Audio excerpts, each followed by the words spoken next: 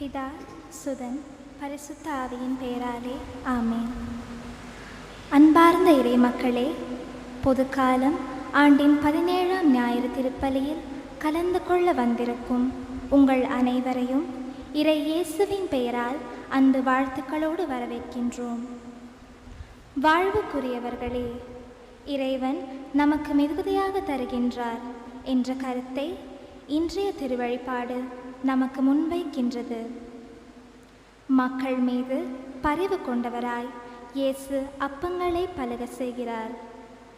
நம்மேல் கனிவு காட்டும் இறைவன் நமது வாழ்வில் அற்புதங்களை செய்யவும் தயாராக இருக்கின்றார் என்பதை உணர்ந்து கொள்ள நாம் அழைக்கப்படுகின்றோம்.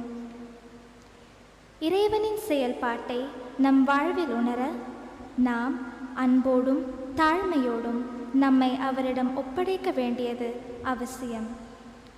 ஆண்டவரின் அருஞ்செயல்களை நமது வாழ்வில் காண வரம் வேண்டி இத்திருப்பலியில் பங்கேற்போம்.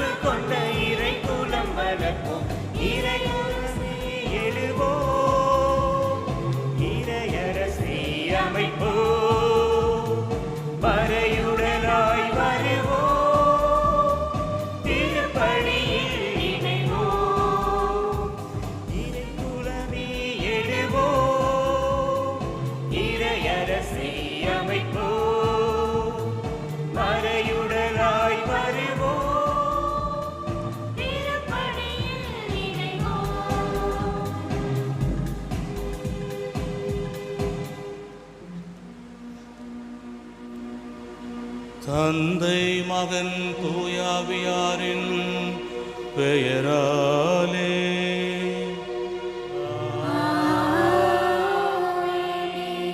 நம் ஆண்டவராகிய இயேசு கிறிஸ்துவின் அருளும் கடவுளின் அன்பும் தூய ஆவியானவரின் தோழமையும் உங்கள் அனைவரோடும் இருப்பதாக.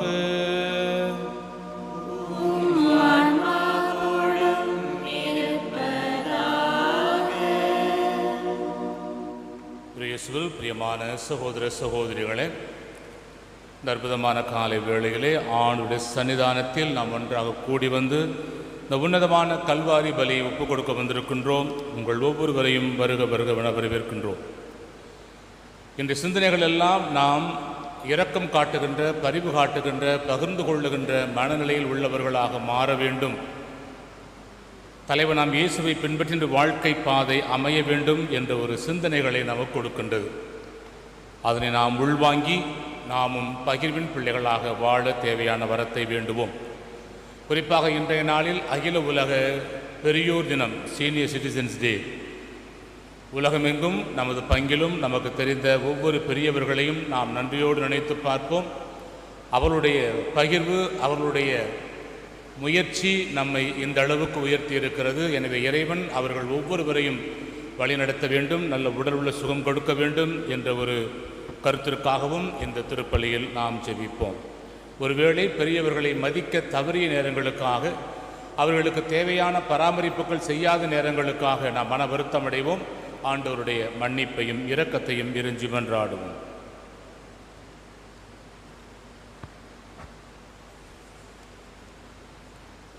எல்லாமல்ல இறைவனிடமும் சகோதர சகோதரிகளே உங்களிடமும் நான் பாவியேற்று ஏற்றுக்கொள்கின்றேன்.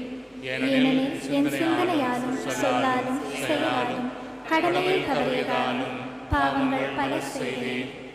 என் பாவமே, என் பாவமே, என் பெரும் பாவமே.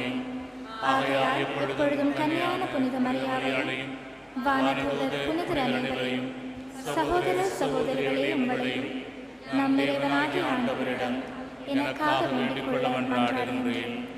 எல்லாம் வல்ல இறைவன் நம் மீது இரக்கம் வைத்து நம் பாவங்களை எல்லாம் மன்னித்து நம்மை நிலை வாழ்வுக்கு அழைத்துச் செல்வாராக. ஆமென்.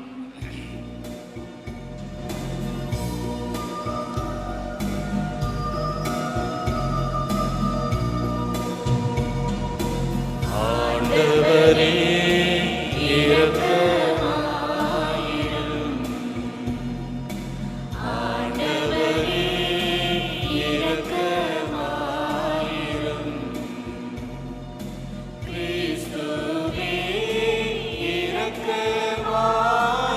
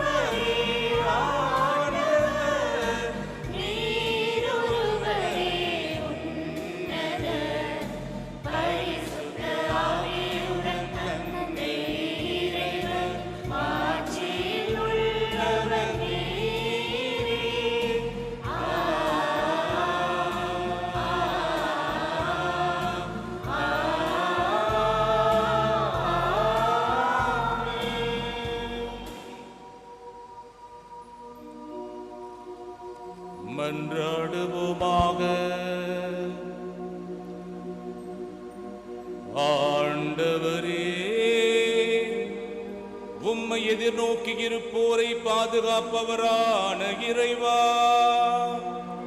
உம்மாலன்றி ஆற்றல் வாய்ந்ததும் புனிதமானதும் எதுவும் இல்லை. எங்கள் மீது உமது இரக்கத்தை மென்மேலும் பொழிவதால் உம்மை எங்கள் தலைவராகவும் வழிகாட்டியாகவும் ஏற்றுக்கொண்டு நிலையானவற்றை நாங்கள் இப்போதே பற்றிக் கொள்ள நிலையற்ற நின்றைய நன்மைகளை பயன்படுத்த செய்வீராக. உம்மோடு தூயாவியாரின் ஒன்றிப்பில் இறைவனா என்றென்றும் வாழ்ந்து ஆட்சி செய்கின்ற எங்கள் ஆண்டவரும் உம் திருமகனுமாகிய இயேசு கிறிஸ்து வழியாக உம்மை மன்றாடுகின்றோம்.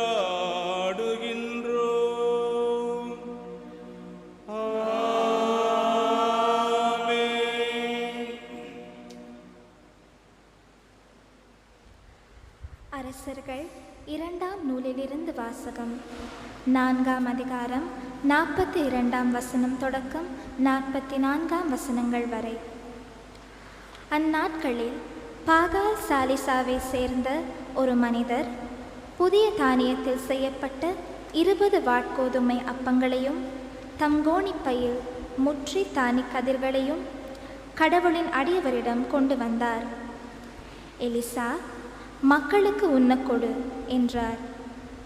அவருடைய பணியாளன், இந்த 100 பேருக்கு இதை நான் எப்படி பரிமாறுவேன் என்றான். அவரோ, இவற்றை இம்மக்களுக்கு உண்ணக்கொடு, ஏனெனில் உண்ட பின்னும் மீதி இருக்கும் என்று ஆண்டவர் கூறுகிறார் என்றார். அவ்வாறே அவன் அவர்களுக்கு பரிமாற அவர்கள் உண்டனர். ஆண்டவரது வாக்கின்படி மீதியும் இருந்தது. இது ஆண்டவர் வழங்கும் அருள்வாக்கு. நன்றி. உங்கள் பதில்: ஆண்டவரே, எல்லா உயிரினங்களின் விருப்பத்தையும் நிறைவேற்றுகின்றீர். ஆண்டவரே, எல்லா உயிரினங்களின் விருப்பத்தையும் நிறைவேற்றுகின்றீர்.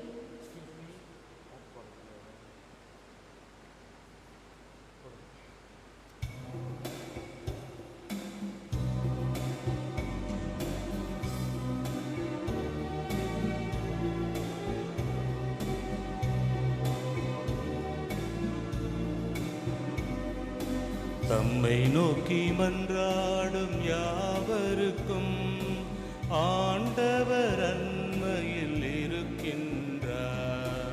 தம்மை நோக்கி மன்றாடும் யாவருக்கும் ஆண்டவர் அன்மையில் இருக்கின்றார்.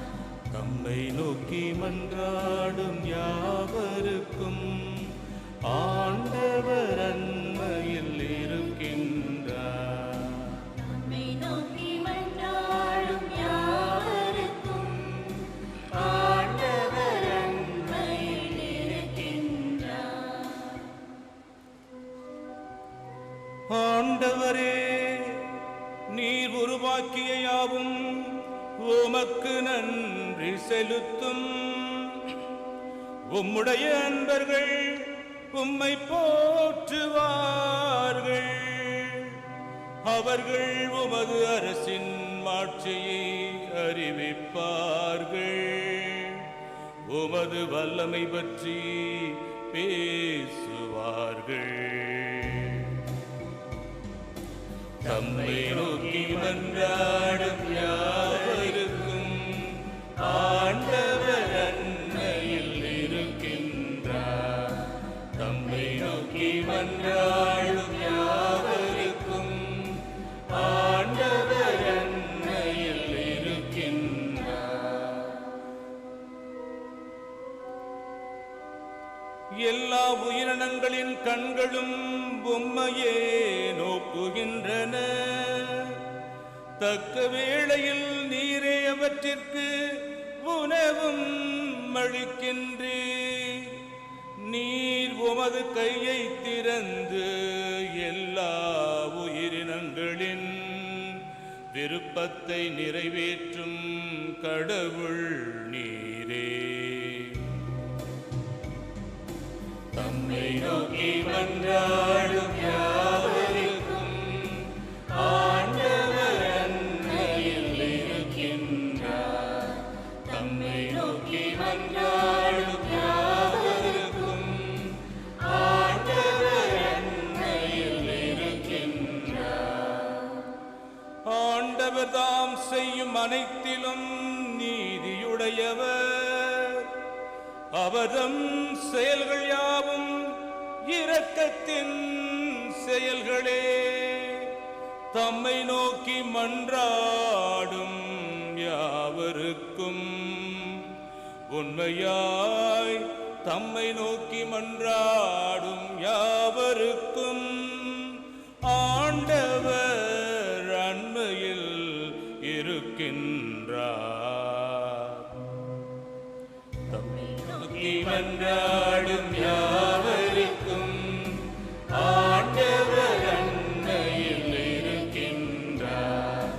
தம்மை நோக்கி மன்றாடும் யாவருக்கும் ஆண்டவர் அண்மையில் இருக்கின்றார்.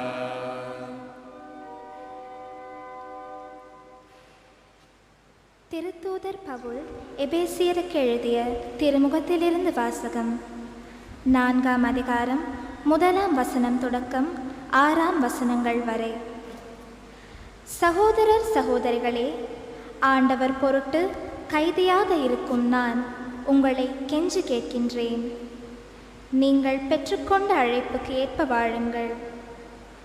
முழு மனத்தாழ்மையோடும் கனிவோடும் பொறுமையோடும் ஒருவரையொருவர் அன்புடன் தாங்கி அமைதியுடன் இணைந்து வாழ்ந்து தூய ஆவி அருளும் ஒருமைப்பாட்டை காத்துக்கொள்ள முழு முயற்சி செய்யுங்கள். நீங்கள் ஒரே எதிர்நோக்கு கொண்டு வாழ அழைக்கப்பட்டிருக்கின்றீர்கள். ஒரே எதிர்நோக்கு இருப்பது போல உடலும் ஒன்றே, தூய ஆவியும் ஒன்றே. அவ்வாறே ஆண்டவர் ஒருவரே. நாம் கொண்டுள்ள நம்பிக்கை ஒன்றே, திருமுழுக்கு ஒன்றே. எல்லோருக்கும் கடவுள் தந்தையுமானவர் ஒருவரே. அவர் எல்லாருக்கும் மேலானவர், எல்லார் மூலமாகவும் செயலாற்றுபவர், எல்லாருக்குள்ளும் இருப்பவர். இது ஆண்டவர் வழங்கும் அருள்வாக்கு. இறைவனுக்கு நன்றி.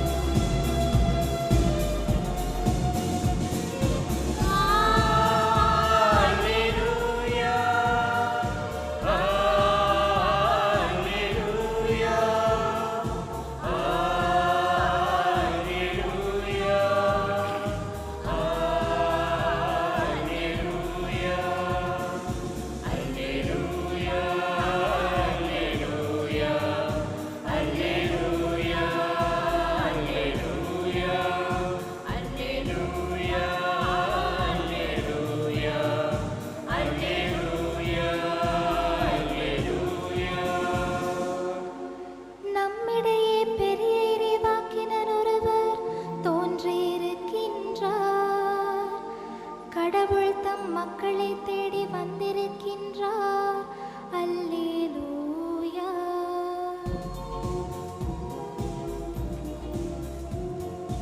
அல்லேலூயா, அல்லேலூயா, அல்லேலூயா, அல்லேலூயா.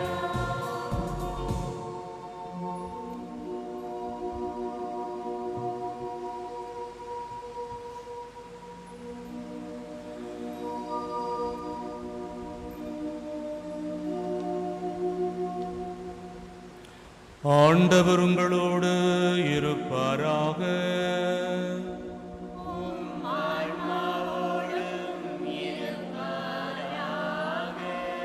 புனித யோவான் எழுதிய தூய நற்செய்தியிலிருந்து வாசகம். ஆண்டவரே, மாட்சி உமக்கே.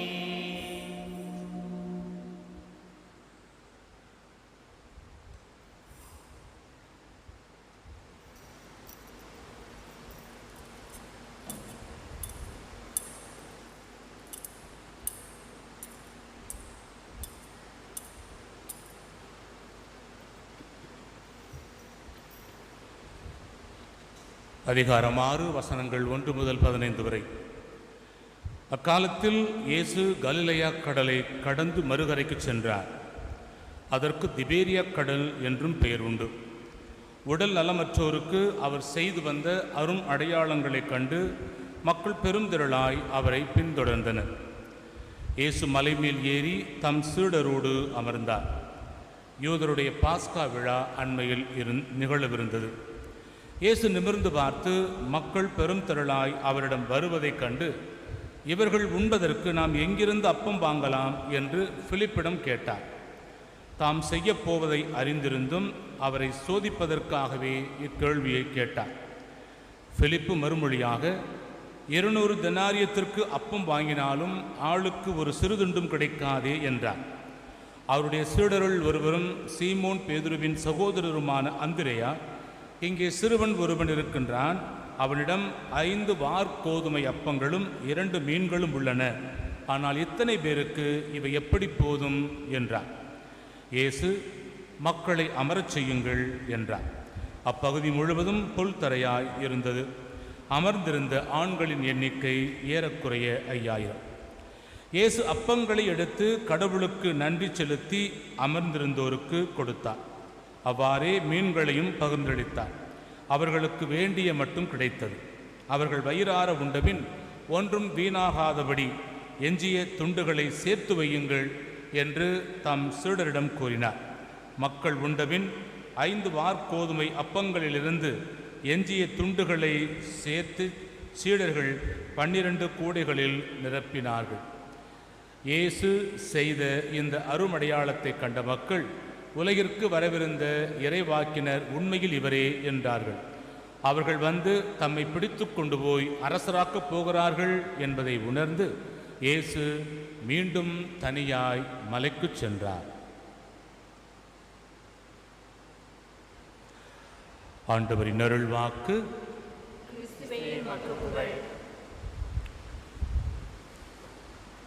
இயேசுவில் பிரியமான சகோதர சகோதரிகளே,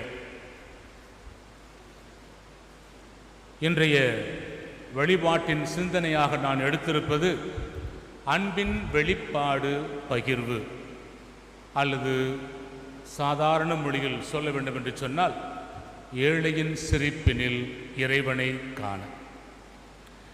இன்றைய வாசகங்கள் கொடுக்கின்ற செய்தி அதுதான். 3 வாசகங்களும் சரி இந்த ஒரு கருத்தை நமக்கு வலியுறுத்துகின்றன. அதாவது, நாம் இறைவனின் கரங்களில் தாழ்ச்சியின் கருவிகளாக இருந்து இறைவன் நமக்கு கொடுத்திருக்கின்ற ஒவ்வொரு ஆசீர்வாதங்களையும் பிற மக்களோடு பகிர்ந்து கொள்ள வேண்டும். அவ்வளவுதான் சுருக்கமா. மனித நேயம் மிக்கவர்களாக வாழ வேண்டும். மனித நேயம் மற்றவர்களாக அல்ல, மனித நேயம் மிக்கவர்களாக. இந்த மனித நேயம் என்பது பரிவினுடைய ஒரு அடையாளம் என்றால் அது மிகையாகாது. போன வாரம் கூட இதே ஒரு வாசகத்தை தான் நாம் கேட்டிருந்தோம். தலைமைத்துவ பொறுப்பில் இருக்கின்றவர்கள் தன் அதிகாரத்தின் கீழ் வருகின்ற மக்களுக்கு எப்படியெல்லாம் செயலாற்ற வேண்டும், எதை செய்ய வேண்டும், எதை செய்யக்கூடாது. குறிப்பாக அவர்களும் அந்த தலைமைத்துவ பொறுப்பில் இருக்கின்ற பொழுது தங்களுக்கு கீழ் இருக்கின்ற மக்கள் மீது பரிவு காட்ட வேண்டும், இரக்கம் காட்ட வேண்டும், அன்பை கொடுக்க வேண்டும் என்ற ஒரு செய்தியினைத்தான் நாம் கடந்த வாரம் பார்த்தோம். இன்றைய வாசகமும் அதன் தொடர்ச்சியாக இருப்பதைப் போலவே நான் உணர்கின்றேன். அன்பின் வெளிப்பாடு பகிர்வு என்ற சிந்தனை தான் இன்று நம்முடைய சிந்தனையாக இருக்கிறது. நாம் கடந்த ஒரு 18-19 மாதங்களாக பயந்து கொண்டு இருந்து கொண்டே இருக்கிறோம்.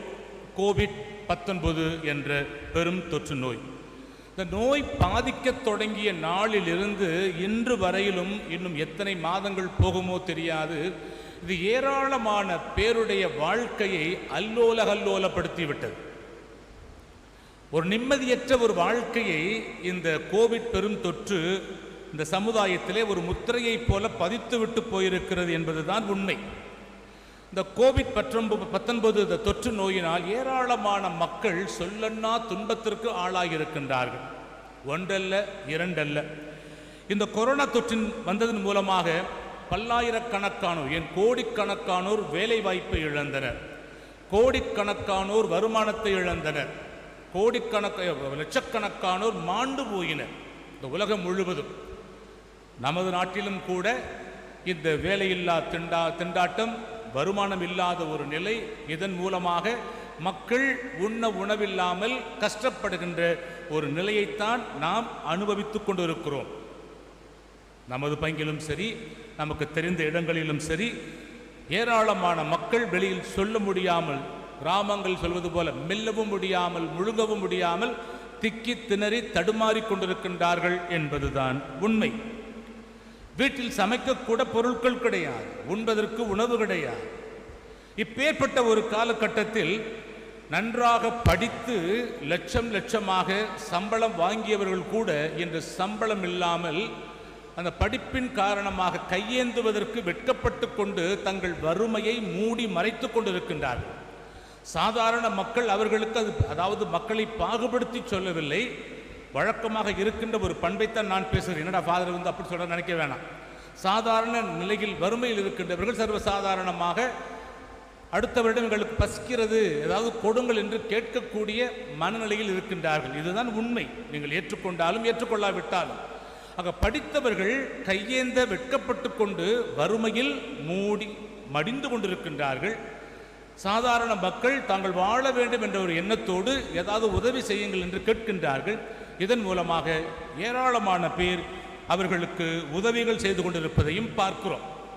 உணவு மட்டுமல்ல, ஒரு நல்ல மருத்துவ வசதிகள் கூட கிடைக்காத அளவுக்கு இன்று சமுதாயம் ஒரு மோசமான நிலைக்கு போய்கொண்டிருப்பதை நாம் பார்க்கலாம். பிரியமான சகோதரனே, சகோதரியே, இந்த காலகட்டத்திலே நமக்கு தெரிந்தவர்கள் பல பேர் தாராள மனம் கொண்டவர்களாய் தங்களுடைய செல்வத்தை, தங்களுடைய பணத்தை, தங்களுடைய பொருளாதாரத்தை இதுபோன்று பெருந்தொற்றினால் கஷ்டப்படுகின்ற பல மக்களுக்கு செய்து கொண்டிருக்கின்றார்கள். அதுதான் உண்மை, மறுக்க முடியாத உண்மையும் கூட. உணவு கொடுத்தார்கள், நீர் கொடுத்தார்கள், உடை கொடுத்தார்கள், உணவு பொருட்கள் கொடுத்திருக்கின்றார்கள். நம் பங்கில் கூட 2-3 முறை 1000 குடும்பங்களுக்கு மேலாக கொடுத்து கொண்டிருக்கின்றார்கள். கொடுப்பது யார்? உங்களைப் போல மக்கள் தான், அந்த தாராள மனம் கொண்ட மக்கள் தான். அவர்களுக்கு கடவுள் கொடுத்திருக்கின்ற ஆசீர்வாதத்தை இந்த காலகட்டங்களில் நான் அவர்களுக்கு உதவி செய்ய வேண்டும் என்ற ஒரு எண்ணத்தை கடவுள் விதைத்திருக்கிறார். அந்த பரந்த மனம் எத்தனையோ பேர் வைத்துக்கொண்டு இல்லை இல்லை என்று சொல்லுகின்ற காலகட்டத்திலே இவர்கள் மனம் உவந்து கொடுத்திருக்கிறார்கள் என்று சொன்னால் அந்த பகிர்வு, அந்த பரிவு தான் கடவுள் நம்மிடம் எதிர்பார்க்கின்ற ஒரு உண்மை. பிரியமான சகோதரனே, சகோதரியே, அவ்வாறு அந்த பொருளையோ பணத்தையோ கொடுக்கின்றவர்கள் இந்த உணவும் இந்த பணமும் கிறிஸ்தவ மக்களுக்கு மட்டும் போய் சேர வேண்டும், இந்து மக்களுக்கு மட்டும் போய் சேர வேண்டும், பௌத்த மக்களுக்கு மட்டும் போய் சேர வேண்டும், இஸ்லாமிய மக்களுக்கு மட்டும் போய் சேர வேண்டும் என்று சொல்வது கிடையாது. யார் யார் வறுமை கோட்டுக்கு கீழ் இருக்கின்றார்களோ அவர்களுக்கு கொடுங்கள், தாராளமாக உதவி செய்யுங்கள் என்று சொல்லிதான் ஒரு ஆலயமாக இருக்கலாம், ஒரு தன்னார்வ தொண்டு நிறுவனமாக இருக்கலாம், அவர்கள் மூலமாக அவர்கள் செய்து கொண்டிருக்கின்றார்கள். ஒரு வரலாற்று நிகழ்வு என்று ஒரு தலைவர் எழுதுகிறார். அவருடைய வரலாற்று காப்பிய நூலிலே மதுரை பாராளுமன்ற உறுப்பினர் சு வெங்கடேசன் என்பவர், நீங்கள் இணையத்தில் போய் பார்த்தால் தெரியும், அவர் ஒரு ஆசிரியரும் கூட. காவல் கூட்டம் அல்லது காவல் கூட்டம் நினைக்கிறேன் என்ற ஒரு வரலாற்று நாவலில் எழுதுகின்றாராம். 1876-78 ஆண்டுகளிலே இந்தியாவை ஒரு பெரிய பஞ்சம் ஒன்று தாக்கியதாம். பெரிய பஞ்சம், நாடு முழுவதும் பஞ்சம் தலைவிரித்து ஆடுகிறது. மக்கள் உணவில்லாமல் தவிக்கின்றார்கள். மக்கள் உணவில்லாமல் சாலைகளிலே சுருண்டு சுருண்டு விழுகிறார்கள், மடிகின்றார்கள். அப்போது அந்த இடத்திலே வடக்காவணி மூலவீதி என்ற ஒரு பகுதியில் இருந்த ஒரு பெண்மணி, அவர் தேவதாசி என்று எழுதுகிறார். அவர் உண்மையில் தேவதாசியா, அவருடைய பேர் தேவதாசியா தெரியவில்லை. இந்த ஒரு பெண் இந்த நிலையை பார்க்கிறார். தன் வீட்டிற்கு முன்னால் மக்கள் சுருண்டு கிடக்கிறார்கள், பசியால் கிடக்கின்றார்கள், உடம்பு வற்றிப்போய் கிடக்கின்றார்கள். இவளுடைய மனம் துடிக்கிறது. என்ன செய்கிறாள்? தன்னிடம் இருக்கின்ற அடுப்படியில் இருக்கின்ற அரிசியை கொண்டு வந்து சமைத்து அங்கே 10 பேர் 20 பேர் என்று உணவு கொடுக்க ஆரம்பிக்கின்றாளாம். இது இப்படியாக தொடர்ந்து போய் கொண்டிருக்கிறது. இந்த செய்தியானது மற்ற பகுதிகளுக்கு பரவுகிறது. ஏனென்றால் இந்த பஞ்சமானது 1 மாதம் அல்ல, 2 மாதம் அல்ல, 2 ஆண்டுகள் நீடித்திருக்கிறது. அப்போ யோசனை பண்ணி பாருங்க, பஞ்சம் எப்படி தலைவிரிச்சு ஆடிக்கிட்டு இருக்கும். ஸோ இந்த எண்ணிக்கை பெருக பெருக 100 பேருக்கும் மேலாக அந்த பெண்மணி சமைத்து கொடுக்க வேண்டிய ஒரு சூழ்நிலைக்கு தள்ளப்படுகிறாள். மனம் உவந்து பணம் கரைந்து கொண்டே இருக்கிறது. அவளிடம் இருக்கின்ற பணம் கரைந்து கொண்டு இருக்கிறது. ஒரு 2 வாரம் 3 வாரம் போய்விட்டது. மேனேஜ் பண்ணிட்டா அந்த அம்மா. அதுக்கடுத்து கொடுப்பதற்கு பணம் இல்லை. என்ன செய்கிறாள்? தான் கஷ்டப்பட்டு சேகரித்து வைத்திருந்த தங்க நகைகள், வெள்ளி நகைகளை விற்கின்றாள். விற்றுவிட்டு அந்த மக்களுக்கு தொடர்ந்து உணவு கொடுத்து கொண்டு இருக்கின்றாளாம். அந்த அரசாங்கம், அந்த மாவட்ட ஆட்சியர் இந்த நிலையை பார்த்து 2-3 வாரங்கள் அல்லது 6 வாரங்கள் கழித்துத்தான் அந்த மக்களுக்கு உணவு கொடுக்க ஆரம்பிக்கின்றார்கள். ஆனால் அவள் உணவு கொடுத்த பிறகு மதுரைக்கும் தூத்துக்குடிக்கும் இடையே இருக்கின்ற பகுதியில் ரயில் விடுவதற்காக தண்டவாளம் அமைப்பதற்காக கடினமான வேலை வாங்கினார்களாம். ஆனால் இந்த பெண்மணி எதையும் எதிர்பார்க்காமல் உணவு கொடுத்து கொண்டு இருக்கின்றார். அங்கே வேலைக்கு போன மக்கள் எதுக்கடா அவ்வளவு கஷ்டப்பட்டு வேலையை பார்த்து சாப்பிடணும், அந்த அம்மா இருக்குது தாராளமாக சாப்பாடு போடுது என்று படையெடுத்து வந்திருக்கின்றார்கள். ஸோ இப்படியாக எந்த விதமான எதிர்பார்ப்பும் இல்லாமல் தன்னிடமிருந்த நகைகளை எல்லாம் விற்று அந்த மக்களுக்கு தொடர்ந்து உணவு கொடுத்து கொண்டு இருக்கின்றார். தங்க நகையும் காலியாயிருச்சு, வெள்ளியும் காலியாயிருச்சு. அவளுக்கு 2 மிகப்பெரிய பங்களா இருந்ததாம், மிகப்பெரிய வீடு, அரண்மனை போன்ற வீடுகள். அந்த 2 வீட்டையும் விற்று இருக்கிறார். அந்த 2 வீடையும் விற்றுவிட்டு தான் வாழ்வதற்கு ஒரு சின்ன ஓட்டு வீடை வாங்கி கொண்டு அந்த வீட்டில் இருந்து கொண்டு அந்த 2 மிகப்பெரிய வீடுகளை விற்ற பணத்தை வைத்துக்கொண்டு அந்த மக்களுக்கு, வருகின்ற மக்களுக்கு, பஞ்சத்தில் அடிபட்டு உயிரை இழக்கின்ற மக்களுக்கு உணவு கொடுத்து காப்பாற்றி கொண்டிருக்கிறார் அந்த தாய். 2 வருடங்கள் கழிந்தது. பஞ்சமும் ஓரளவுக்கு நிறைவுக்கு வந்தது. அப்போது அவள் நிம்மதியாக இருக்கிறாள். அதற்குள்ளாக அவள் நோய்வாய்ப்பட்டு இறந்து போகிறாள். அவள் இறந்து போன பொழுது அந்த மதுரை மாநகரமே அழுததாம்.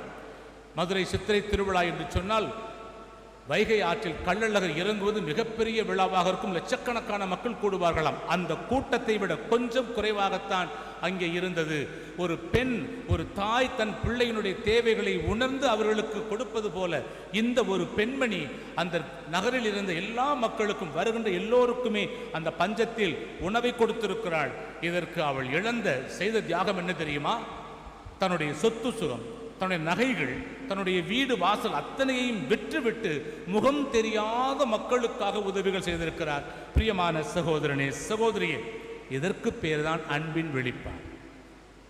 இதற்கு பேர்தான் பரிவு. இதற்கு பேர்தான் இரக்கம், கனிவு. எப்படியும் வச்சுக்கிறங்க. ஆக இறைவன் இதைத்தான் நம்மிடம் எதிர்பார்க்கின்றார். மக்கள் மீது அன்பு, அதுவும் எதுவுமே இல்லாத, பிரதிபலன் எதிர்பார்க்க முடியாத நிலையில் இருக்கின்ற மக்களுக்காக உதவிகள் செய்வதுதான் உண்மையான உதவி என்பதை கடவுள் உணர்த்தி இருக்கின்றார். இந்த பெண்மணி கிறிஸ்தவராக இருக்க முடியாது. ஆனாலும் இந்த ஆசிரியர் பெயர் கொடுக்கின்றார், குஞ்சரத்தம்மாள் என்று பெயர் கொடுத்திருக்கின்றார். இந்த குஞ்சரத்தம்மாள் அனைத்தையும் இழந்து அந்த மக்கள் முன்னால் ஒரு தாயாக இருக்கிறாள். எனவேதான் அவள் இறந்தவுடன் அந்த அடக்கத்தை பார்ப்பதற்காக மதுரை மாநகரமே திரண்டு வந்து அழுதது என்று கூறுகின்றார்கள். இனி முதல் வாசகம் கூறுகின்ற செய்தி என்ன? 2வது அரசு நூலிலிருந்து எடுக்கப்பட்டிருக்கின்றது. இந்த வாசகமானது நற்செய்தியின் முன்னோட்டம் போல இருக்கிறது. நற்செய்திக்கு முன்னோட்டம் போல இருக்கின்றது. பாகால் சாலிசாவை சேர்ந்த ஒரு நபர், ஒரு இறையடியார் வருகிறார், ஒரு மனிதர் வருகிறார். அவர் வந்து இறைவாக்கினர் எலியாவிடம் கூறுகின்றார், சுவாமி அல்லது இறைவாக்கினரே, இதோ என்னிடம் 20 வார்கோதுமை அப்பங்கள் இருக்கின்றது. அத்தோடு ஒரு கோணிப்பை முற்றிலுமாக தானிய கதிர்களை கொண்டு வந்திருக்கிறேன். இதை பெற்றுக்கொண்டு இங்கே இருக்கின்ற பசியால் இருக்கின்ற மக்களுக்கு உணவு கொடுங்கள் என்று கூறுகின்றார். அதை பெற்றுக்கொண்ட இறைவாக்கினர் தன்னுடைய பணியாளரை கூப்பிட்டு சொல்லுகிறார், ஐயா, இந்த உணவுப் பொருளை வாங்கி இங்கே இருக்கின்ற 100க்கும் மேற்பட்ட மக்கள் இருக்கின்றார்கள், அவர்கள் கோடி என்று கூறுகின்றார். அப்போது இறைவாக்கினுடைய பணியாளர் கூறுகிறார், ஐயா, இது 20 வார்கோதுமை அப்பம் தான் இருக்கிறது, எதை வைத்து எப்படி இந்த 100 பேருக்கு கொடுக்க முடியாதே என்று தன்னுடைய இயலாமையை வெளிப்படுத்துகிறார்.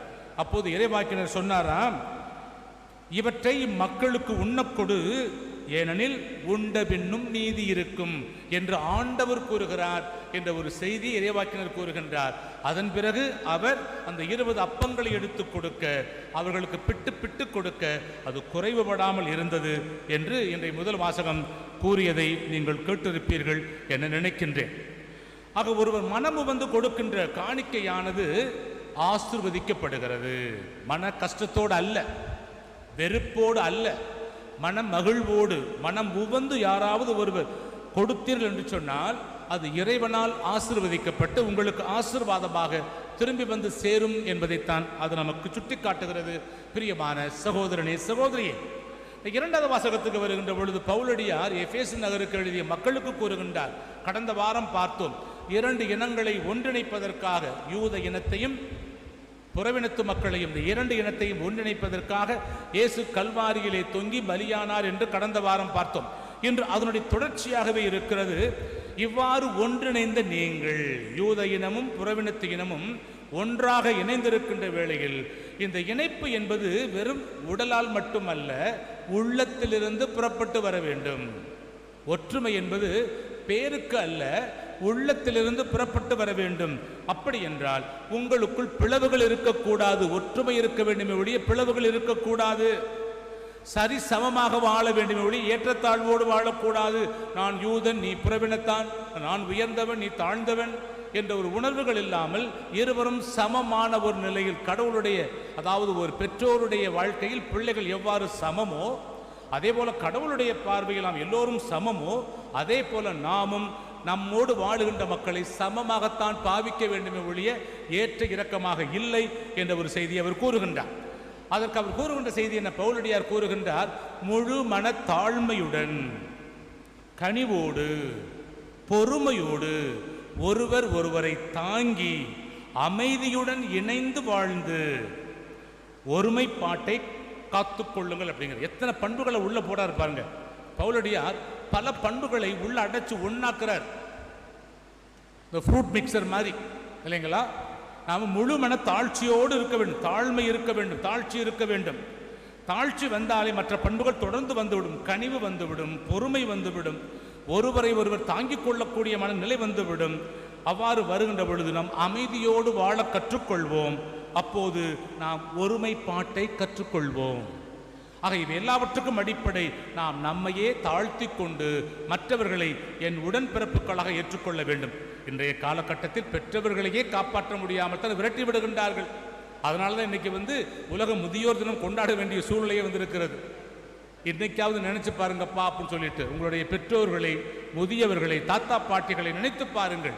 அவர்கள் உங்களுக்காக விட்டு சென்ற எத்தனை பண்புகள் மூலமாக நீங்கள் இன்று வளர்ந்திருக்கிறீர்கள், நாம் வளர்ந்திருக்கிறோம். அன்று அவர்கள் தியாகம் செய்யவில்லை என்று சொன்னால் நாம் இன்று இந்த நிலைக்கு வந்திருக்க முடியாது. இப்ப நம்மை தூக்கிவிட்ட ஏணிகள் அவர்கள். அவர்களை நாம் தாங்கி பிடிக்க வேண்டுமே ஒழிய அவர்களை தள்ளிவிடக்கூடாது, அவர்களை நாம் ஒதுக்கிவிடக்கூடாது, அவர்களுக்கு நாம் அவர் மனதை காயப்படுத்தக்கூடாது, அவர்களை நாம் ஏற்றுக்கொள்ள வேண்டும். இதுதான் மனித நிலை, உண்மையான மனித நிலை. ஆனால் இன்று நாம் அதற்கு எதிராக வாழ்ந்து கொண்டிருக்கிறோம். எனவே கடவுள் ஒருவரே, அவரை அனைவருக்கும் தந்தையாக இருக்கிறார். எனவே குடும்ப பிள்ளைகள் ஒற்றுமையாக இருப்பதைப் போல இந்த திருச்சபைக்குள் இருக்கின்ற நாம் ஒவ்வொருவரும் ஒற்றுமையாக இருக்க வேண்டும் என்ற ஒரு செய்தியினைத்தான் புனித பவுலடியார் 2வது வாசகத்திலே கூறுகின்றார்.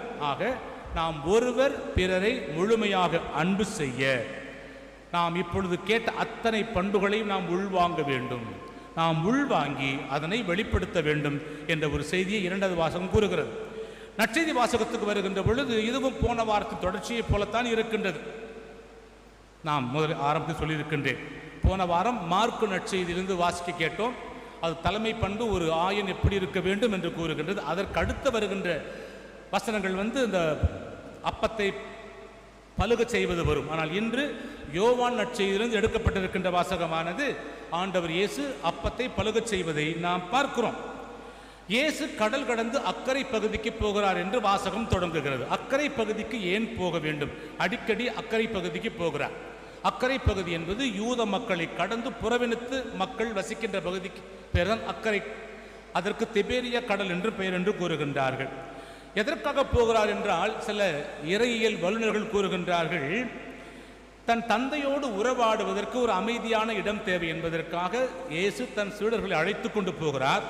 அல்லது தன் சீடர்களுக்கு ஓய்வு தேவை, அவர்கள் அதிகமாக உழைக்கின்றார்கள், அவர்களுக்கு ஓய்வு தேவை என்பதற்காக அமைதியான இடத்தில் கூட்டிக் கொண்டு போகிறார். அல்லது தன் சீடர்களுக்கு தனிப்பட்ட முறையில் ஏதாவது பாடம் கற்றுக் கொடுக்க விரும்பி இருக்கலாம். எனவே அதற்கு தனிமை தேவைப்படலாம்.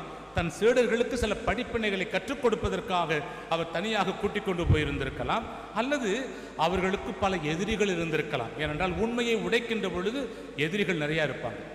பிறர் செய்கின்ற குற்றங்களை சுட்டிக்காட்டுகின்ற பொழுது அத்தனை பேரும் ஏறிப்பாய ஆரம்பிப்பார்கள். எனவே இவர்களுக்கு எதிரிகள் அதிகம். எனவே ஒருவேளை ஆபத்துக்கள் வருவதாக தெரிந்திருந்து கூட அந்த கரைக்கு போயிருக்கலாம் என்று அவர்கள் கூறுகின்றார்கள். எதுவாக இருந்தாலும் பரவாயில்லை.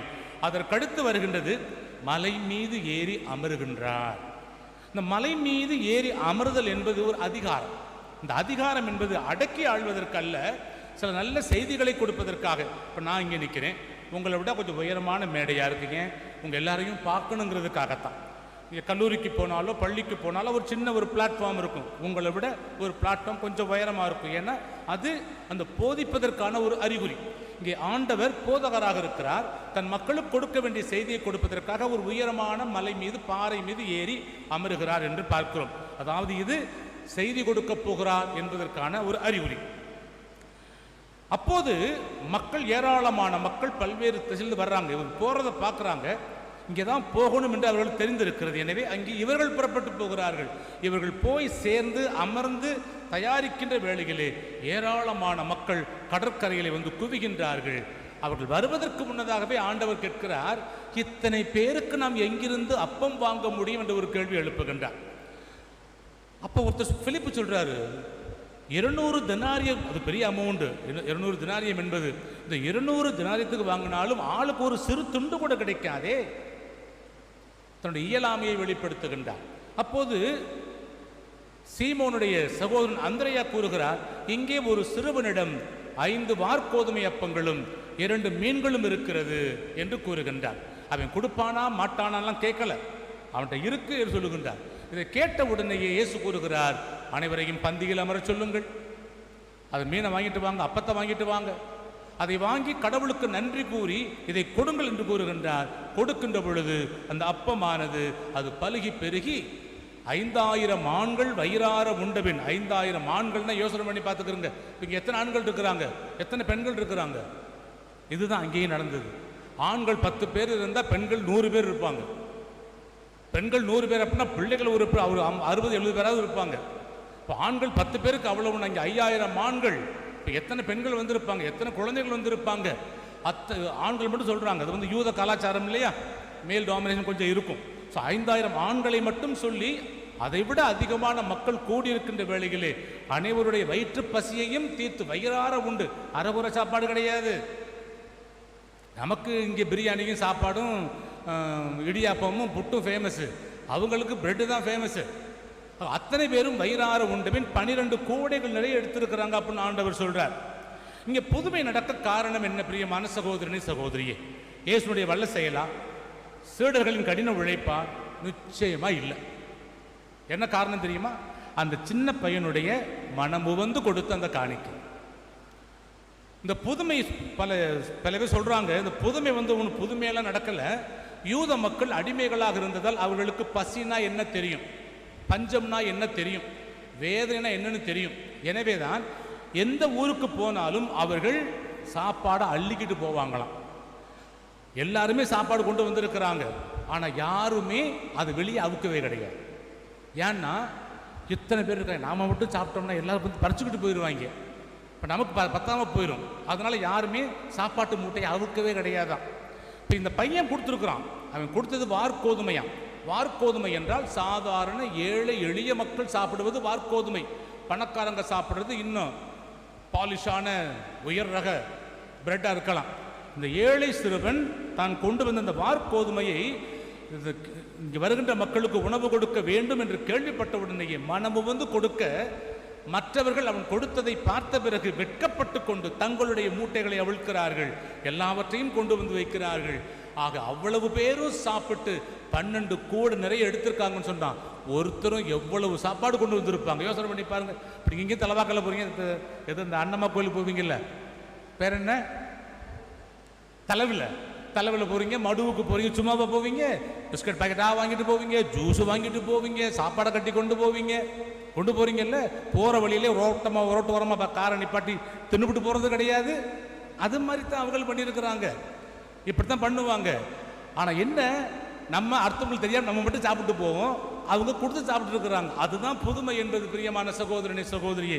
சொல்ல வருகின்ற கருத்து என்னவென்றால், நாம் இந்த அன்பினால் உந்தப்பட்டு உணவில்லாமல் இறந்து போய் கொண்டிருக்கின்ற மக்களுக்கு தன் சொத்து முழுவதையும் கொடுத்த அந்த குஞ்சரத்தம்மாளை போல, தான் கொண்டு வந்திருந்த அந்த 5 வார்கோதுமை 2 மீன்களையும் முழுமனதோடு பகிர்ந்து கொண்ட அந்த சிறுவனைப் போல, நாம் ஒவ்வொருவரும் நம்மிடம் இருக்கின்ற அந்த ஆசீர்வாதங்களை பிறரோடு பகிர்ந்து கொண்டால் இறைவன் நம்மை ஆசீர்வதித்து கூடை கூடையாக இன்னும் அள்ள வைப்பார், மகிழ்ச்சியை ததும்ப வைப்பார் என்ற ஒரு செய்தியைத்தான் அது கொடுக்கின்றது.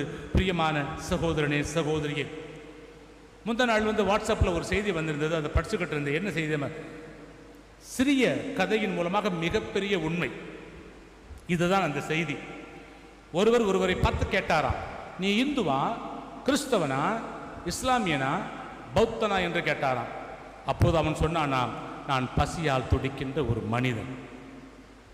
அர்த்தம் புரியும் நினைக்கிறேன், அதை எக்ஸ்பிளைன் பண்ண தேவையில்லை. அதுதான் நாம் செய்ய வேண்டியது. இங்கே இருக்கின்ற மக்களில் நாம் தமிழா, சிங்களமா, அரபா, உருதாலாம் தேவையில்லை. இவன் கிறிஸ்தவனா, இஸ்லாமியனா, பௌத்தனா, இந்துவா தேவையில்லை. படித்தவனா, படிக்காதவனா, ஏழையா, பணக்காரனா தேவையில்லை. கலரானவனா, கலர் இல்லாதவளா, சூப்பராக ட்ரெஸ் போட்டுருக்காங்களா, அசிங்கமாக ட்ரெஸ் போட்டுருக்காங்களா, கவலை இல்லை. வயிற்று பசியால் இருக்கின்ற பொழுது உணவு கொடுக்கின்ற கரம் நம்மிடம் இருக்கிறதா, அதைத்தான் கடவுள் எதிர்பார்க்கின்றார். எனவே அற்புதமான நாளிலே இப்பேற்பட்ட பண்புகளை கடவுள் நம்மிடம் எதிர்பார்க்கின்றார். நாமும் இரக்கமுடையவர்களாக, பரிவு காட்டுகின்றவர்களாக, பகிர்ந்து வாழுகின்ற மக்களாக வாழ தேவையான வரத்தை இறைவன் நம் ஒவ்வொருவருக்கும் தர இந்த நாளிலே தொடர்ந்து நாம் ஜெபிப்போம். ஆமென். அனைவரும் எழுந்து நம்முடைய விசுவாசத்தை அறிக்கையிடுவோம். ஒரே கடவுளை நம்புகின்றேன். விண்ணகமும் மண்ணகமும் காண்பவை காணாதவை யாவும் படைத்த எல்லாம் வல்ல தந்தையாகவே, கடவுளின் ஒரே மகனாய் உதித்த ஒரே ஆண்டவர் இயேசு கிறிஸ்துவை நம்புகின்றேன். இவர் காலங்களுக்கெல்லாம் முன்பே தந்தையிடமிருந்து பிறந்தார். கடவுளின் கடவுளாக, ஒளியின் ஒளியாக, உண்மை கடவுளின் உண்மை கடவுளாக உதித்தவர். இவர் உதித்தவர் உண்டாக்கப்பட்டவர் அல்ல, தந்தையோடு ஒரே பொருளானவர். இவர் வழியாக யாவும் படைக்கப்பட்டன. மானிடரான நம்பிக்கைக்காகவும் வானது புலங்கினார். தூயாவியால் கன்னிமரியாவிடம் உடலெடுத்து மனிதரானார். மேலும் அதிகாரத்தில் சிலுவையில் அறையப்பட்டு பாடுபட்டு இறந்து அடக்கம் செய்யப்பட்டார். மறைநூல்களின்படி 3ஆம் நாள் உயிர்த்தெழுந்தார். எல்லாம் வல்ல தந்தையை வலப்பக்கம் வீற்றிருக்கின்றார். வாழ்வையும் நிறைவேற்றப்பட மாட்சியுடன் மீண்டும் வருகின்றார். அவர்கள் ஆட்சிக்கு முடிவராது. தந்தையிடமிருந்தும் மகனிடமிருந்தும் புறப்படும் ஆண்டவரும் உயிரளிப்பவருமான தூய ஆவியாரை நம்புகின்றேன். இவர் தந்தையோடும் மகனோடும் ஒன்றாக ஆராதனை மாட்சியும் பெறுகின்றார். இறைவாக்கின் வாயிலாக பேசுகிறவரே, ஒரே புனித கத்தோலிக்க திருத்தூதர் வழிவரும் திரு அவையை நம்புகின்றேன். பாவ மன்னிப்புக்கான ஒரே திருமணத்தை ஏற்றுக்கொள்கின்றேன். இறந்தோரின் மீட்பையும் வரவிருக்கும் மறுவுலக வாழ்வையும் எதிர்பார்க்கின்றேன். ஆமென். இறைவன் இரக்கமும் பரிவும் கொண்ட கடவுளாக இருக்கிறார். நம்முடைய தேவைகளை தீர்த்து வைக்கிற கடவுளாக இருக்கிறார். இது நாமும் இந்த பெருந்தொற்றால் அவதிப்பட்டு கொண்டிருக்கிறோம். வறுமையில் வாடிக்கொண்டிருக்கலாம், உடல் சுகம் இல்லாமல் இருக்கலாம். எனவே அனைத்தையும் இறைவன் தீர்த்து வைக்க நம்முடைய மன்றாட்டுக்களை ஏறெடுப்போம். உங்கள் பதில்: ஆண்டவரே, எங்கள் மன்றாட்டை கேட்டருளும். ஆண்டவரே, எங்கள் மன்றாட்டை கேட்டருளும். பணியாற்ற அழைப்பவராம் இறைவா, திருச்சபையை வழிநடத்தும் திருத்தந்தை, ஆயர்கள், குருக்கள், துறவரத்தார் அனைவரும் உமது மக்கள் மீது பரிவு கொள்ளும் நல்ல மேய்ப்பர்களாகவும் அவர்களின் தேவை அறிந்து பணிபுரியும் சிறந்த தலைவர்களாகவும் செயல்பட துணை நிற்க வேண்டும் என்று இறைவா உம்மை மன்றாடுகின்றோம். ஆண்டவரே, எங்கள் மன்றாட்டை கேட்டருளும். இரக்கமுள்ளவராம் இறைவா, உலகெங்கும் வாழும் மக்கள் அனைவரும் தங்கள் தேவைகளில் உம்மையே நாடி வரவும் உமது இரக்கத்தால் அனைத்து நலன்களையும் பெற்று உகந்த மக்களாக உருமாற்றம் பெற வரமருள வேண்டுமென்றும், உலக முதியோர் தினமான இன்று நமது பங்கிலுள்ள அனைத்து முதியோரினதும் ஆரோக்கியத்துக்காகவும் மகிழ்ச்சிக்காகவும் துணை புரிய வேண்டுமென்றும் இறைவா உம்மை மன்றாடுகின்றோம். கருணை கடலே இறைவா, நிராகரிப்பு, புறக்கணிப்பு, நோயின் தாக்கம் போன்ற காரணங்களால் இச்சமூகத்திலிருந்து விலகி வாழும் ஏழை எளியோர்கள், கைவிடப்பட்ட பெற்றோர்கள், அனாதைகள் மீண்டும் அன்பின் உறவில் இணைந்திடவும் புது வாழ்வு பெறவும் அருள் புரிய வேண்டுமென்று இறைவா உம்மை மன்றாடுகின்றோம். பண்பாளரே எம் இறைவா, நான் மட்டும் பகிர்வதால் என்ன செய்ய முடியும் என்ற எதிர்மறை எண்ணங்களிலிருந்து எம்மை விடுவித்து பகிர்வு மனப்பான்மை வளரவும், உமது திருமகன் இயேசுவை போல் பகிர்ந்து உண்டு வாழ்ந்து அவரின் சிறந்த சீடர்களாக வாழவும் வரமருள வேண்டுமென்று இறைவா உம்மை மன்றாடுகின்றோம். நம்முடைய தனிப்பட்ட தேவைகளுக்காக இந்த வேளைகளை ஜெபிப்போம். குறிப்பாக பல பேர் உடல்நலம் இல்லாதவர்கள் உடல்நலம் பெற வேண்டும் என்று ஜெபித்து கேட்டுக்கொண்டிருக்கின்றார்கள். ஒரு இளைஞன் ஒருவன் மருத்துவமனையில் இருக்கின்றான், அவனுக்காகவும் இன்னும் பல பேர் மருத்துவ சிகிச்சை பெறுகின்றவர்கள் முழு சுகம் பெற வேண்டும் என்று ஜெபித்து கேட்டுக்கொண்டிருக்கின்றார்கள். அவர்களையும் இந்த வேளையில் நாம் நினைவு கூறுவோம். நம்முடைய முதியவரை நினைவு கூறுவோம். நம் குடும்பத்தில் உள்ள ஒவ்வொருவரையும் நினைத்து பார்த்து அனைவரும் இந்த ஒரு இக்கட்டான காலகட்டத்தை மகிழ்ச்சியாக கடந்து இறைவனுக்கு சான்று பகருகின்ற பிள்ளைகளாக வாழ தேவையான வரங்களை தர நாம் ஜெபிப்போம்.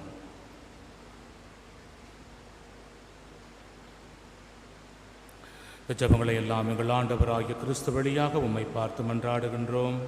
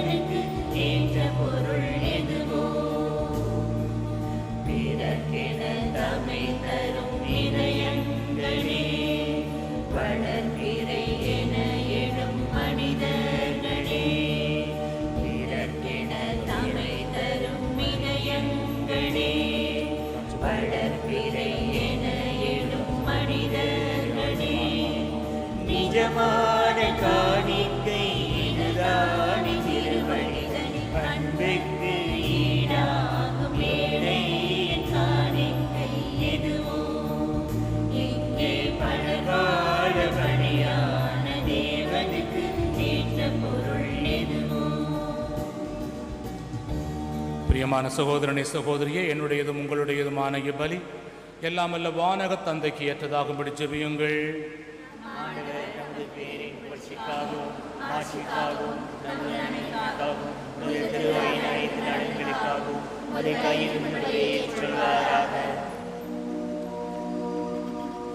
ஆண்டவரே, நீதாமே வாரி வழங்கிய கொடைகளிலிருந்து நாங்கள் கொண்டு வரும் இக்காணிக்கைகளை ஏற்றருளும். அதனால் உமது அருளின் ஆற்றலால் செயல்படும் இப்புனிதமிக்க மறை நிகழ்வுகள் இவ்வுலகில் எங்கள் வாழ்வை புனிதப்படுத்தி நிலையான பேரின்பத்துக்கு இட்டு செல்வனவாக எங்கள் ஆண்டவராகிய கிறிஸ்து வழியாக உம்மை மன்றாடுகின்றோம்.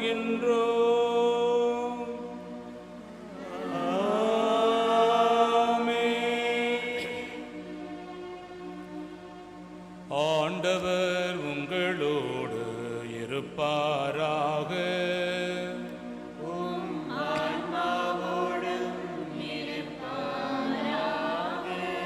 இதயங்களை மேலே எழுப்புங்கள்.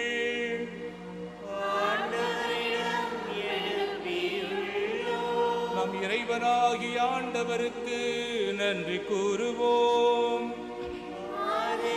தகுதியும் நீதியும்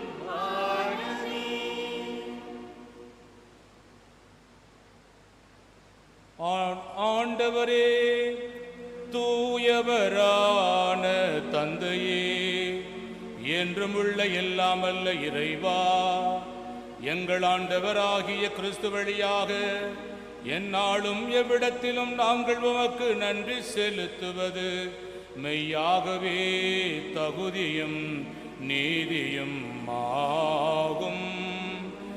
எங்கள் கடமையும் மீட்புக்குரிய செயலுமாகும். பாஸ்கா மறை நிகழ்வு வழியாக கிறிஸ்து புரிந்த அற்புத செயல் இதுவே. தேர்ந்தெடுக்கப்பட்ட வழிமரபினர், அரச குருக்களின் கூட்டத்தினர், புனித மக்களினத்தினர், அவரது உரிமை சொத்தான மக்கள் என்னும் ஆட்சியை நாங்கள் இப்பொழுது அடையுமாறு எங்களை பாவத்திலிருந்தும் சாவின் பிடியிலிருந்தும் அழைக்க அவர் திருவுளமானார். இவ்வாறு இருளிலிருந்து உமது வியத்தகு ஒளிக்கு அழைக்கப்பட்ட நாங்கள் உமது வல்லமையை எங்கும் எடுத்துரைக்க செய்தருளினார்.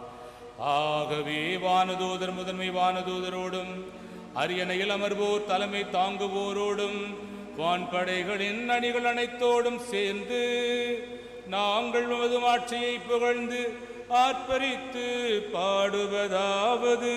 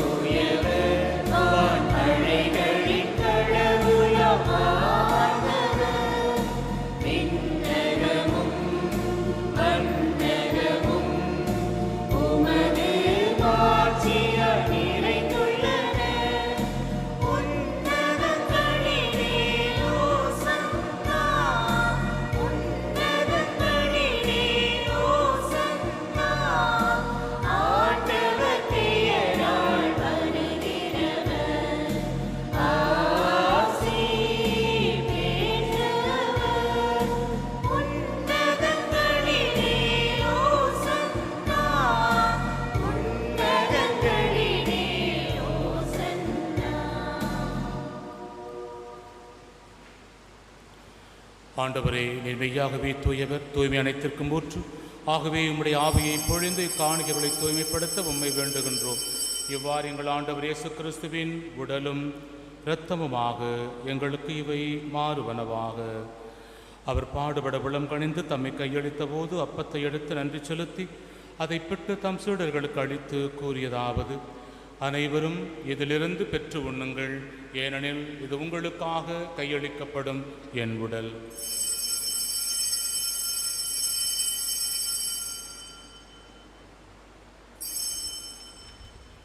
அவண்ணமே இரவு பிறந்து அருந்திய பின் கிண்ணத்தையும் எடுத்து மீண்டும் உமக்கு நன்றி கூறி தம் சீடர்களுக்கு அளித்து அவர் கூறியதாவது: அனைவரும் இதிலிருந்து பெற்று பருகுங்கள், ஏனெனில் இது புதிய நிலையான உடன்படிக்கைக்குரிய என் இரத்தத்தின் கிண்ணம்.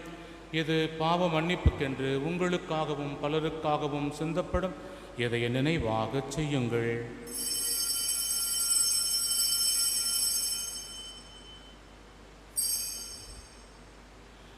நம்பிக்கையின் மறைப்பொருள். ஆண்டவரே, நீர் வருமளவும் உமது இறப்பினை அறிக்கையிடுகின்றோம், உமது உயிர்ப்பையும் எடுத்துரைக்கின்றோம்.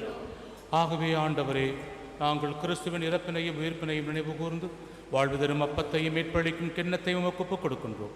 உம் திருமுன் நின்று உமக்கு ஊழியம் புரிய தகுந்தவர்கள் எங்களை ஏற்றுக்கொண்டீர். எனவே உமக்கு நன்றி செலுத்துகின்றோம். மேலும் கிறிஸ்துவின் உடலிலும் இரத்தத்திலும் பங்கு கொள்ளும் எங்களை தூய் ஆவியார் ஒன்று சேர்க்க வேண்டுமென உம்மை தாழ்மையுடன் மன்றாடுகின்றோம். ஆண்டவரே, உலகெங்கும் பரவி இருக்கும்போது திரு ஆவியை நினைவு கூர்ந்தருளும். எங்கள் திருத்தந்தை பிரான்சிஸ், எங்கள் ஆயர் மால்கம் ரஞ்சித், எல்லா திருநிலையினர் ஆகிய அனைவரோடும், குறிப்பாக இன்றைய நாளில் இந்த உலகத்தில் உள்ள அனைத்து முதியவர்கள், எங்களுடைய பெற்றோர், பாட்டன் பாட்டி மற்றும் யாரும் நினைக்கப்படாத ஒதுக்கி வைக்கப்பட்ட முதியவர்களையும் நாங்கள் நினைவு கூறுகின்றோம். ஆண்டவரே, நீதாமே அவர்களோடு நாங்கள் யாருக்காக ஜெபித்துக் கொண்டிருக்கின்றோமோ, ஜெப உதவி கேட்டிருக்கின்ற ஒவ்வொரு பிள்ளைகளுடைய மன்றாட்டுக்களையும் ஏறெடுத்தருளும். உமது திரு அவை அன்பில் நிறைவு பெறச் செய்தருளும். உயிர்த்தெழும் எதிர்நோக்குடன் துயில் கொள்ளும் எங்கள் சகோதர சகோதரிகளையும் இறந்தோர் அனைவரையும் இரக்கத்துடன் நினைவு கூர்ந்து உமது திருமுக ஒளியினுள் ஏற்றருளும் எங்கள் அனைவர் மீதும் இரக்கமாயிரும். கடவுளின் கன்னித்தாயான புனித மரியா, அவருடைய கணவரான புனித யோசேப்பு, புனித திருத்தூதர்கள், இவ்வுலகில் உமக்கு உகந்தவராய் இருந்தோர் ஆகிய புனிதர் அனைவருடனும் நாங்கள் நிலை வாழ்வில் பங்கு கொள்ளும் தகுதி பெற்று உம் திருமகன் இயேசு கிறிஸ்து வழியாக உம்மை புகழ்ந்தேத்தும் வரம் அருள உம்மை மன்றாடுகின்றோம். இவர் வழியாக இவரோடு இவரில் எல்லா வல்ல இறைவனாகிய தந்தையே, தூய ஆவியாரின் ஒன்றிப்பில் எல்லா புகழும் ஆட்சியும் என்றென்றும் உமக்கு உரியதே.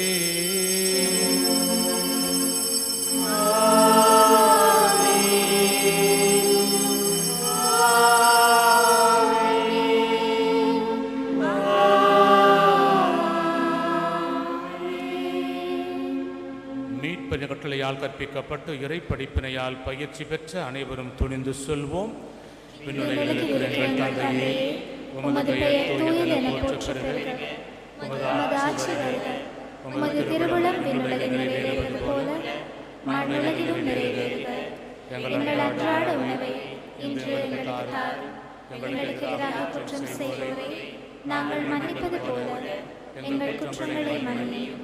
எங்களை சோதனைக்குட்படுத்தாதேயும், தீமையிலிருந்து எங்களை விடுவித்தருளும். ஆண்டவரே, தீமை அனைத்திலுமிருந்தும் எங்களை விடுவித்து எங்கள் வாழ்நாளில் அமைதியை கனிவுடன் அருள உம்மை மன்றாடுகின்றோம். உடைய இரக்கத்தின் உதவியால் நாங்கள் பாவத்திலிருந்து எப்போதும் விடுதலை பெற்று யாதொரு கலக்கமும் இன்றி நலமாயிருப்போமாக. நாங்கள் எதிர்நோக்கி இருக்கும் பேரின்பத்திற்காகவும் எம் மீட்பராகிய இயேசு கிறிஸ்து வருகைக்காகவும் காத்திருக்கின்றோம். ஏனெனில் ஆட்சியும் வல்லமையும் மாட்சியும் என்றென்றும் உமதே. ஆண்டவரே இயேசு கிறிஸ்துவே, அமைதியை உங்களுக்கு விட்டுச் செல்கின்றேன், என் அமைதியை உங்களுக்கு அளிக்கின்றேன் என்று உம் திருத்தூதர்களுக்கு மொழிந்தீரே. எங்கள் பாவங்களை பாராமல் உது திரு அவையின் நம்பிக்கையை கண்ணோக்கி உத்திருவிழத்திற்கேற்ப அதற்கு அமைதியையும் ஒற்றுமையையும் அளித்தருள திருவிழம் கொள்வீராக. என்றென்றும் வாழ்ந்து ஆட்சி செய்கின்றவர் நீரே. ஆமென். ஆண்டவருடைய அமைதி உங்களோடு என்றிருப்பதாக. உம் ஆன்மாவோடும் இருப்பதாக. கிறிஸ்து இயேசு கொண்டு வந்த முழுமையான அமைதியை நாம் ஒருவர் பிறரோடு மகிழ்ச்சியாய் பகிர்ந்து கொள்வோம். அமைதி.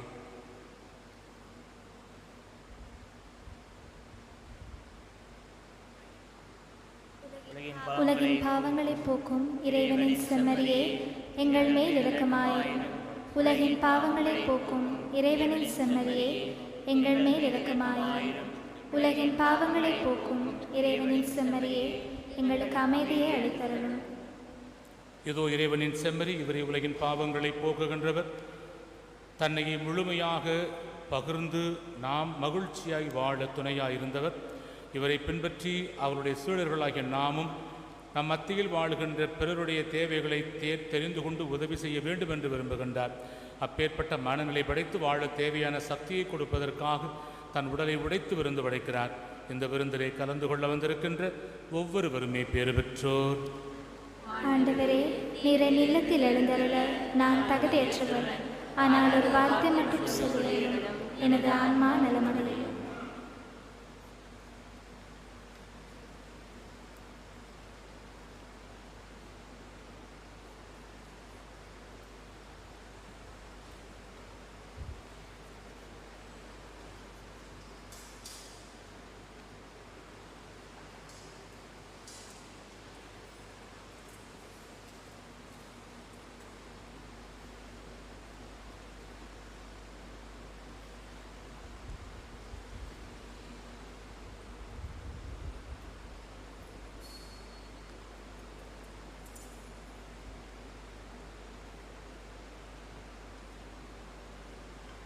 ஆன்மீக திருவிருந்தை பெற செபம்.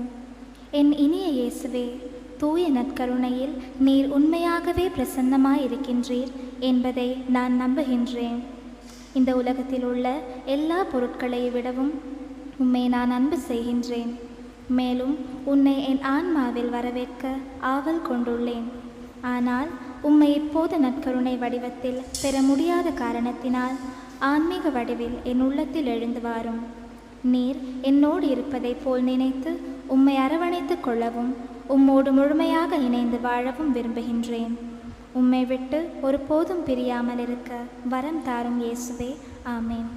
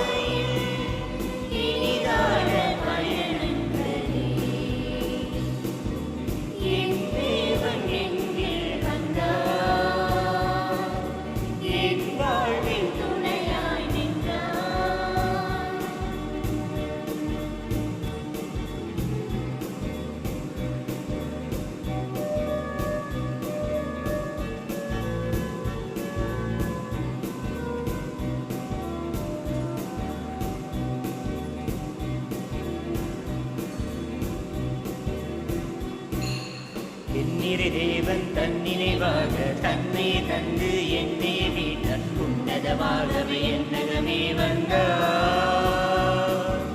கண்ணியமாகவே என்னை நாடும் மன்னக மீதே காத்திடும் போது விண்ணகம் வாழ்வது என்னை மகிழ்கின்றே.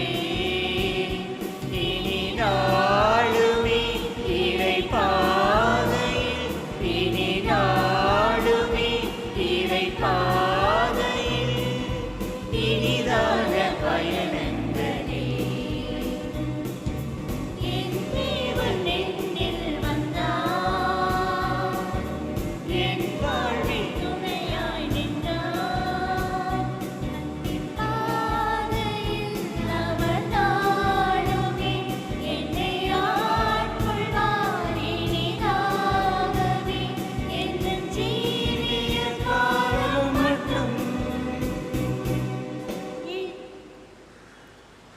பிரியமான சகோதர சகோதரிகளே, வருகின்ற ஞாயிற்றுக்கிழமை ஆகஸ்ட் மாதம் 1ஆம் தேதி அன்று எங்கள் சபையை ஆரம்பித்த புனித அல்போன்ஸ் மரிய டி லிகோரியாருடைய பெருவிழாவை நாம் கொண்டாடுவோம். ஞாயிற்றுக்கிழமையாக இருந்தாலும் எங்களுக்கு அது பெருவிழா. எனவே அந்த நாளில் மீண்டுமாய் இரட்சக சபை குருக்களுக்காக ஜெபிக்க அன்போடு கேட்டுக்கொள்கின்றேன். இன்றைய நாள் உலக முதியோர் தினம். இங்கே வந்திருக்கின்ற ஒவ்வொரு முதியோருக்கும் எல்லா பேரன் பேத்தி எடுத்த எல்லாரும் வயசானவங்க தான் இல்லையா? அவங்க எல்லாருக்கும் என்னுடைய வாழ்த்துக்கள். நானும் தான் இல்லையா? நிறைய பேர பிள்ளைங்க இருக்கிறாங்க, என்ன பண்ணுறது? அதனால் உங்கள் அனைவருக்கும் என்னுடைய வாழ்த்துக்கள். இன்று ஒருவேளை யாராவது இந்த மாதம் திருமணமான தம்பதிகள் இருந்தால் முன்னால் வருமாறு அன்போடு கேட்டுக்கொள்ளப்படுகின்றீர்கள். யாராவது இருக்கீங்களா? இல்லைனா நேர ஜபத்துக்கு போயிடுவோம். மன்றாடுவோமாக. ஆண்டவரேவும் திருமகனுடைய பாடுகளின் நிலையான நினைவாகிய இந்த திருவுணவை உட்கொண்டு நாங்கள் உம்மை வேண்டுகின்றோம். எவ்வாறு சொல்லற்கரிய அன்பினால் அவரே எங்களுக்கு அளித்துள்ள இக்கொடை எங்கள் மீட்புக்கு பயன்பட அருள்வீராக. என்றென்று வாழ்ந்து ஆட்சி செய்கின்ற அவர் வழியாக உம்மை மன்றாடுகின்றோ.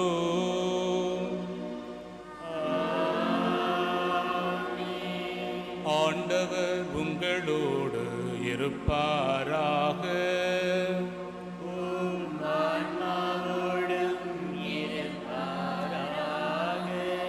எல்லாம் வல்ல இறைவன் தந்தை மகன் தூயாவியார் உங்கள் அனைவரையும் நிறைவாய் ஆசீர்வதிப்பாராக.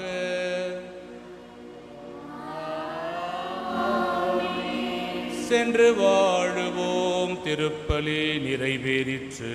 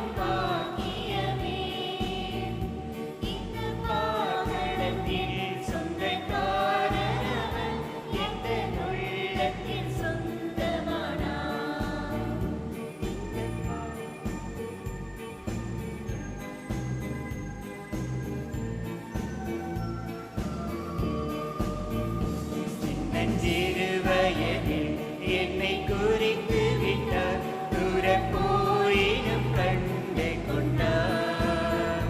சின்னஞ்சிறு வயதில் என்னை குறித்து விட்டார், தூர போயினும் கண்டு கொண்டார். தமது ஜீவனை எனக்கும் அளித்து ஜீவன் பெற்றுக்கொள் என்றுரைத்தார். தமது ஜீவனை எனக்கும் அளித்து ஜீவன் பெற்றுக்கொள் என்றுரைத்தார்.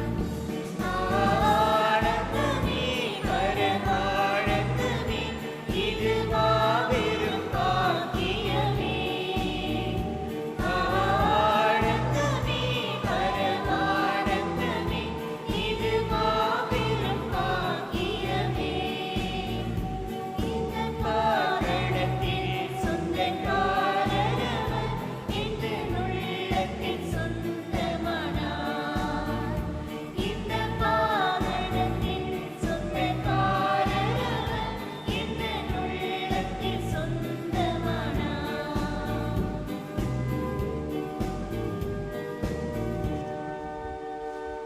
அனைவரும் சேர்ந்து சொல்வோம். அர்ச்சிஷ்ட சிலுவை அடையாளத்தினாலே எங்கள் சத்துருக்களிடமிருந்து ரட்சித்துக் கொள்ளும் எங்கள் சர்வேஸ்வரா, பிதா, சுதன், பரிசுத்த ஆவியின் பெயராலே ஆமென்.